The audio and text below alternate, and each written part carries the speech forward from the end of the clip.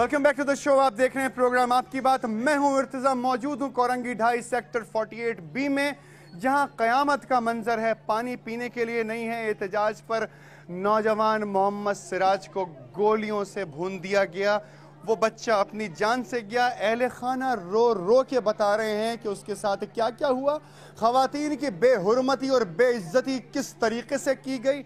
यहाँ पर मौजूद वो नौजवान जिनके दिल में गम और गुस्सा है, वो अपने ख्यालात का इजहार करना चाहते हैं। आज वो इस नहज पर आ चुके हैं कि आज वो ये सब बातें इस मीडिया के थ्रू, इस टेलीविज़न के थ्रू आम लोगों तक पहुंचा देना चाहते हैं कि उनको क्या क्या तकलीफ़ें हैं, उनके दिल के अंदर क्या क्या बातें हैं, उनके दिमाग में क्या क्या बातें हैं, कैसे सोच रहे हैं।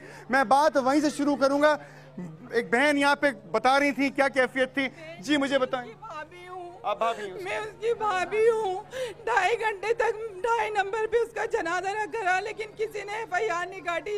हम थाने में भी गए, वहाँ पे भी किसी ने FIR नहीं काटी। आप लोग उसको अस्पताल क्यों लेके नहीं गए उठा के? अस्पताल लेके गए थे, अस्पताल से नमाज जनाजा आज की बात है। उसका जनाजा 2.5 नंबर पे हम लेके खड़े रहे अपना इंसाफ मांगने के लिए। FIR कटाइएगा, फिर आप ये जनाजा उठाइएगा यहाँ से। तो इस वजह से हमने ना 2.5 नंबर लेके गए थे। 2.5 नंबर अपना मांगने के लिए अपने सिराज को, लेकिन उन्होंने कोई ना FIR काटी ना कुछ करा। उन्होंने हमें तसल्लियाँ देते रहे। 2.5 घंटे तक हम उसका जनाजा लेके वहाँ पे खड़े रहे, ना पुलिस वालों ने कुछ करा। बेटा आप कुछ कहना चाहती हैं?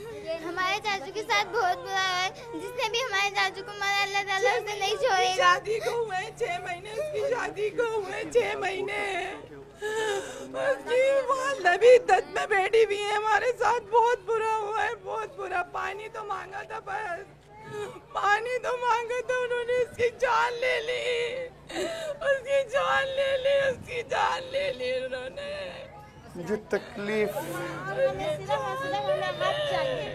तकलीफ सिर्फ चीखें हैं, आहें हैं, आंसू हैं। हर इंसान इस वक्त अश्कबार है यहाँ पर मौजूद। आप देख सकते हैं लोगों की कैफियत।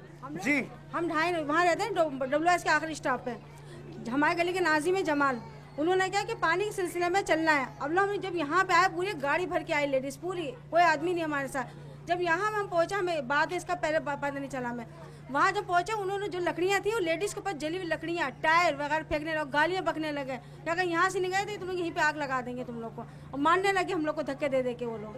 आप क्या कहना चाहिए? हमें यहाँ से गायब करके ना रेंजर्स की गाड़ियाँ यहाँ पे आ गई। जितने लड़के थे सबको उठा के ले गए जी, और उठा के रेंजर्स वाले उठा के गाड़ी में फेंक रहे हैं औरतों को बदतमीजी कर रहे हैं, चादर खींचने लगे।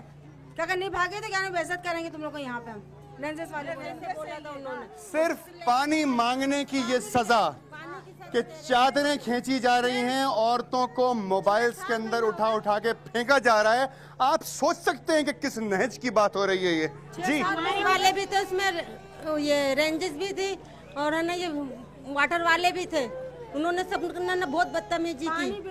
बहुत ऐसे सेक्टर पे जाते हैं, वहाँ जाए कहाँ जाए, बंदा बहुत परेशान हो गया। इतनी बदतमीजी की, हद से ज्यादा बदतमीजी। आप क्या कहना चाहते हैं, बताइए। सर, इंतजामिया से ये सवाल है कि ये जो कार्रवाई की गई है, रेंजर्स वालों ने जो अमल किया है, क्या उनको इस किस्म का इख्तियारात थे कि जो उन्होंने बंदे को शूट कर दिया, हमारे भाई को, हमारे बच्चे को, और उसके बाद आप लोग क्या किसी दहशतगर्दी के लिए वहाँ गए थे? हम किसी दहशतगर्दी के लिए नहीं गए थे। पुरअमन एहतजाज था, हमें रोका गया। रोकने के बाद उन्होंने हमारे साथ, लेडीज के साथ सब बदतमीजियाँ की, जो भी कुछ किया।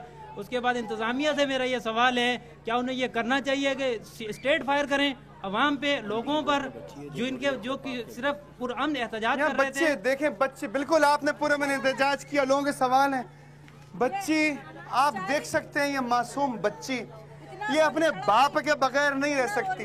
छोटी सी ये बच्ची रोजाना अपने बाप के साथ रहती थी। सिराज, हमारे मियाँ ने सिर्फ यही बोला था, आप औरतों के साथ इतनी बदतमीजी क्यों कर रहे हैं। इसके ऊपर इनको उठा के लगा और बेदर्दी से इनको बुरी तरह मारा। मैंने बोला तो बस, मेरी बच्ची अपने बाप के बगैर रहती नहीं है जरा सी भी। अब उसका रो रो के बुरा असर है। और रेंजर्स वाले छोड़ नहीं रहे, कह रहे छोड़ दिया, झूठ बोले जा रहे।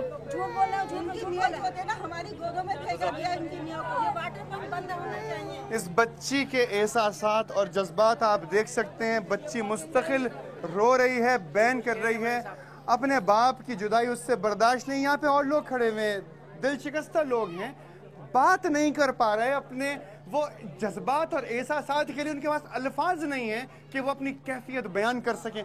कैसे बताएंगे आप, क्या हुआ, कैसे हो गया इतना बड़ा जुल्म? देखिए, बात असल ये है कि यहाँ पर पानी मांगने के लिए अगर एहतजाज के लिए पुरअमन तौर पे जाया गया तो उस पे लाठी चार्ज की गई और वो रेंजर्स की तरफ से हुई। रेंजर्स वालों ने हद तो ये कर दी कि वो यहाँ की गलियों में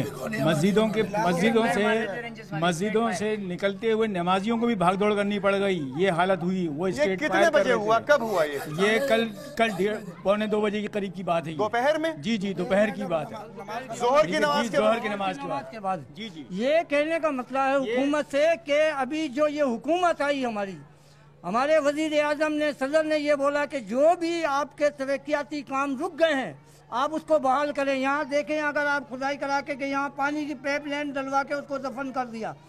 अब कौम पानी के खातिर इतनी परेशान है। अब यहाँ पे ये बोलते हैं कि इसको दहशतगर्दी के लिए अगर कौम जाएगी तो क्या ख्वातीन भी जाएगी? जब आप हाइड्रेंट पे गए थे पानी मांगने के लिए तो हाइड्रेंट ने पानी नहीं दिया आपको? हाइड्रेंट वाले ने भी गालियां बकी थी, लेडीज को क्या नाम है मारा था उन लोगों ने, गोली दी है, गोली। हाइड्रेंट वाला भी क्या नाम है, रेंजर्स वाले 2 घंटे तक। सब क्या है, मैं पूछता हूं हुकूमत से, हैं खुलेआम पानी बिक रहा है, भत्ते जा रहे हैं इधर से इधर, और कौम एक मजदूर आदमी अपने घर की सारा दिन मजदूरी करके आप अगर इस चीज का मंजर पेश करना चाहते हैं तो सुबह देखें लोग किस तरीके से अपने सैकड़ों पे किस तरीके से पानी अपने घरों को पहुंचा रहे हैं। 2 घंटे तक सुबह में थाने के अंदर बैठा गया अपना। किस वजह से? मैंने क्या हमारे भाई की इसकी FIR काटी जाए, तो वो कह रहा अभी काटते हैं। वो मेरे को 11:30 से 1:30 हो गया। 2 घंटे तक बैठे रहे, FIR नहीं कटी। पानी मांगने की सजा गोलियां, लाठी, डंडे, घूंसे और लाते, वो भी इन माँ बहनों के ऊपर। ये वो माँ बहनें हैं जिन्होंने इस नेशन को बनाने में, इसको तामीर करने में अपनी जिंदगियां लगा दी। आप क्या कहना चाहते हैं? सर, मैं एक सवाल करना चाहता हूँ। यहाँ से आप 2 मिनट के फासले पे जाएं, 2 मिनट के फासले पे जाएंगे तो आपको पता चलेगा कि सैकड़ों टैंकर रोज के भरे जा रहे हैं, सैकड़ों टैंकर रोज के भरे जा रहे हैं, और यहाँ आबादी में पानी एक कतरा नहीं। यहाँ गए तो यहाँ सब भाग गए। औरतों के साथ ये हशर किया है कि एहतजाज हम दहशतगर्द हैं। ये 65-65 साल की औरतें जिनके साथ रेंजर्स वालों ने ये सलूक किया है। हम लोग दिन भर के थके हुए आते हैं, रात में पानी अपने घर में भर के रखते हैं। ये हशर है हमारा? ना हमारा कोई सरदारी साहब है, ना वजीर आजम साहब है। कोई पूछता नहीं। इसके अलावा उस बंदे को बचाने भी जाते हैं तो डंडे मारते हैं। डंडों से भी हम लोग नहीं डरे, उन्होंने एकदम फायर स्टार्ट कर दिया, डंडे मारे जाते। देखिए मेरे दस्ता मारा है उन्होंने। मैं भाई को उठाने गया था, सही है ना, मैं चलाता हूँ रक्षा। भाई को जब मैंने पड़ा हुआ देखा, मैंने भाई को उठाने के लिए किया, उन्होंने बट मारा तो मैं उठाने नहीं दिया, जख्मी को उठाने नहीं दिया, भाई को, मोहम्मद सिराज को उठाने नहीं दिया। और भागते हुए आया और उसके भाई के ऊपर कूद गया। वो भागते हुए गोली मार के भाई के ऊपर कूद गया। वो खूब रोंदा है, उसको गोलियां मार के इसके जख्मों पे और रोंदा है, गले पे पाँव रख दिया। उस रेंजर्स वाले के गर्दन पे निशान है, टाके लगे हुए, उसके टाके लगे हुए रेंजर्स वाले के। कोई नाम लिखा हुआ था उसकी वर्दी? नाम नहीं लगा। टी-शर्ट पहने हुए थे वो, टी-शर्ट पहने हुए। रेंजर्स थी, हमने खुद देखा, रेंजर्स ने मारी गोलियां। ये वो तमाम बातें हैं। अगर मैं पूरे साल भी ये बातें आप लोगों से करता रहूं तो ये तकलीफें, ये दर्द की ये रूदाद खत्म नहीं होने वाली। फैसला आपको करना पड़ेगा। आप अवाम हैं, 18 करोड़ अवाम हैं आप पाकिस्तान के। आप फौजी हैं, आप इस वक्त अदालतों में मौजूद हैं, आप बड़े बड़े दफातर के अंदर मौजूद हैं, आपके पास मनसब हैं। खुदारा इस प्रॉब्लम को सॉल्व कीजिए ताकि आइंदा इस तरह के वाकयात इस सरजमीन पाकिस्तान पर ना हो सके।